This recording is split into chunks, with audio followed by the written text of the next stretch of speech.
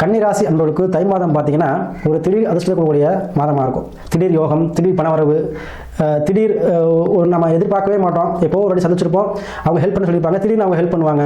So அந்த மாதிரி உதவிகள் கிடைக்கக்கூடிய மாதமாக இருக்கும். ஏன்னா ராசி அதிபதி உங்களுக்கு 5ல் அமர்ந்திருக்கார்.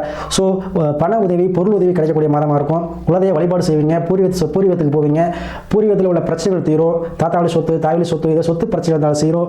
கவர்மெண்ட் சம்மந்தப்பட்டது டாக்குமெண்ட்ஸ் பிரச்சனை இருந்தாலும் கண்டிப்பாக தீருங்க. அதே போல் குழந்தை பாக்கியம், கைமேல் பணம் இந்த மாதம் கண்டிப்பாக கிடைக்கும்னா உங்கள் ராசி 5ல் கண்டிப்பாக குழந்தை பாக்கியங்கிறது கண்டிப்பாக உங்களுக்கு இந்த மாதம் கன்ஃபார்ம் ஆகிடும். குழந்தை பாக்கியம் கிடைக்கும். அதே போல் கணவன் மனைவி இந்த பிரச்சனை வந்து சுமூகமாக வாழக்கூடிய அமைப்பு இந்த மாதம் உருவாது. கணவன் மனைவி அன்னோனி அதிகரிக்க போகுது. திருமணம் சார்ந்த விஷயங்கள், மறுமணம் சார்ந்த விஷயங்கள் கண்டிப்பாக நடக்கும் இந்த மாதம். ஸோ இந்த மாதத்தில் செவ்வாய் உச்சம் வருவால இடம் சம்மந்தப்பட்டது, வண்டி வாகனம் சம்மந்தப்பட்டது, இதெல்லாம் நீங்கள் வந்து கண்டிப்பாக வந்து உங்களுக்கு அனுகூலமான ஒரு நன்மையை கொடுக்க போகுது. அதே போல் 7 சனி அப்படி இருக்கிறால கண்டிப்பாக கணவனை பிரிஞ்சிருந்தீங்கன்னா ஒன்று சேர்ந்துருவீங்க. அதே மாதிரி வெளிநாடு போகணும், வெளியூர் போகணும் சொல்லக்கூடியவங்களுக்கு கண்டிப்பாக போகலாங்க.